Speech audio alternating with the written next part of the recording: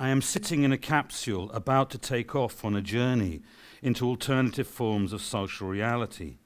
Stacked on the console are the books and drawings that picture the modern city, there to help me navigate the rival claims on paradise. In a contested historical landscape of chronotopic confusion, the novelist's texts and architect's images seem to have emerged. The city of the novel speaks like a character, and the drawings masquerade as space-time literary adventures. Just as it is philosophically impossible to imagine anything unutterably new, so narrative utopias are not so much dreams about an unknown future as critical and exaggerated representations of the time and space in which they were created. Despite this, the lure of the novum is irresistible, and the work of the literary and architectural avant-garde that cleaves a definitive break with history promises an experience of profound cognitive estrangement.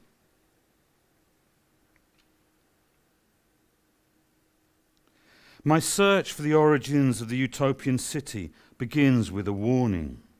Beware, it is a truly cursed journey with an unknown destination, but if you are lucky, then you might glimpse the incandescent glow of the mysterious Iskra.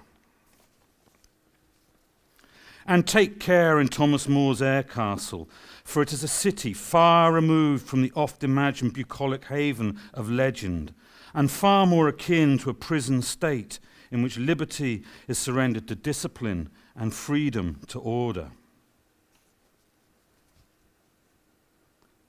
In contrast, there is solace and joy to be found in Salomon's House, Francis Bacon's vast fun palace of scientific and technological knowledge, dedicated to the manipulation of smell, sound, light, liquid, metals, mechanics, maths, and motion. As for Fourier's austere phalanstery, it was intended as humankind's final love destination, but it instills the same fear as the advert hanging at the entrance to a miserable condominium. We prefer you to need what we have to sell. Many said that the capitalist metropolis was beyond redemption, and so on the distant steppe they built Chernyshevsky's glass pyramids and agricultural communes where men and women are equal, 10 fields, and forget about the modern city. The pastoral idyll of William Morris's post-revolutionary London is a great disappointment.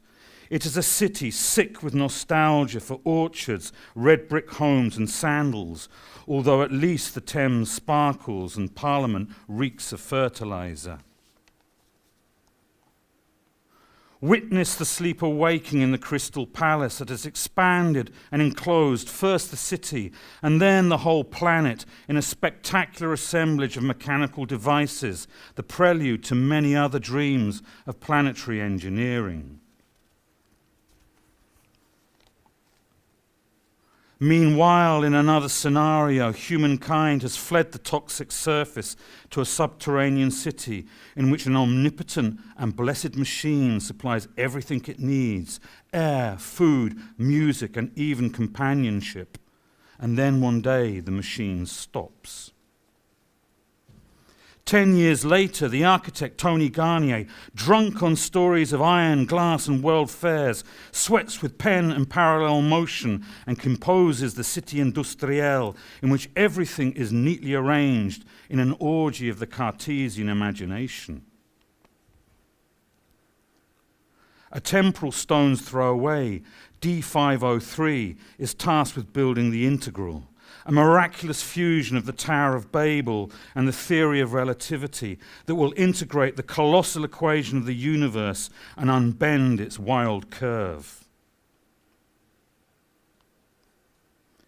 In Paris and Berlin, strange spectacled men rant, "These writers write, we build, architectonic form must be reduced to a single formal law limited to geometrical cubic forms. We must repress diversity and obliterate nuance." Zamyatin gasped from afar, "My friends, when I said that someday an exact formula for the law of revolution will be established, and in this formula nations, classes, cities, stars and books will be expressed as quantities, I was joking." It is over. I slide along the glittering vitrified surfaces past the College of Emotional Engineering and the sites of detonated museums and historical monuments. No one ever said that utopia existed, or if it did, it was a happy place.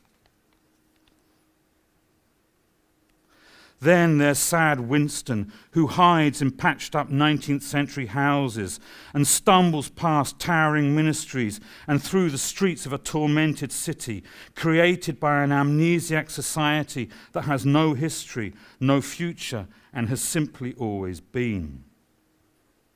I am showing the advanced signs of fear-induced psychosis. 350 years after Aircastle, I am creeping along the oily nighttime granite streets of Paddockgrad. As is usual in the wastelands of history, they are deserted. The extravagant futurology of Skylon Britain is long forgotten. Serious fault lines have appeared in the city of capital. The spectres of social disintegration, ecological catastrophe, drugged hallucinations, mysterious epidemics, and omnipresent war has consigned the literature of utopia to the distant shelves of Borges's library. And there you go. That's a very short fragment.